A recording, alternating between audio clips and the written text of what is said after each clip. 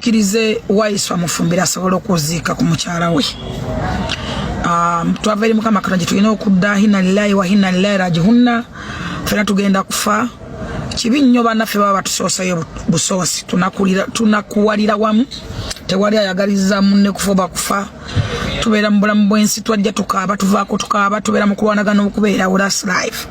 Ate la end of life kubeera kufa, that is the climax of life. Naye mu byonna tunakuwalira wamu ne tusaba essiga eddamuzi Oweekitiibwa Ssaabalamuzi, tusaba Anthony Denicho Wakiwanuka, tusaba president w'eggwanga. Abantu abamu bagenda ne bajja ne bagamba lwaki osabira wano president, lwaki oyogerera wano. That is a freedom of speech. I have my freedom. His Excellency njogera naye naweereza dda bye naweereza, genocide namuweereza dda nga tusaba omukulu Waiswa akkirizibwe agende asobola okuwerekera ku mukyala we amukubeka eriisa evvannyuma. Waiswa si yali ku misango ennyo egy'amaanyi giri awo gimugamba ati yes we baba yina emisango nga bwegiri oba tegiriiwo naye si gye gyenkomeredde. Waliwo abatta abantu wano nga batta abantu babbye eggwanga ddamba, babbye gavumenti eggwanga lyonna lyonna balibbye balimazeewo. Ababbi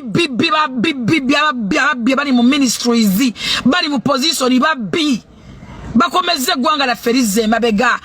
Ereetedde n'abantu abamu obutaba n'amadagala mu malwaliro, abateetedde abantu obutaba na buyambi na bujjanjabi bwonna. Bakyayinaayina balala balina kyankwanzi bali mu kusomera badde babbe ebirala. That's why tuvaine twogera. Muzeeyi twogera naye yes. Naye tuvayo n'ensi yonna era emanye. I'm a president's advisor, you know my work. Muzeeyi njogana ne mugamba. Naye bwe siyogere gwandaba wano nabe yakasajja wano omanyi bungi obunoonya wano amasannyalaze. Omanyi finza nina amasannyalaze wano. I'm a training center. Basi nayogera ku point emwogera. Naye yakala kafuntenta mababa nne bakabadde bakayitani. Simanyi bumanya bunoonya likes and views. Bufuru figure president's advisor basobola okuvayo nayogera ku TikTok n'agamba President Museveni omuntu bamutwale mu public mu community biki ate oloffe ate olwo abawabula mukwano. Omanyi banonda kuwabula ki?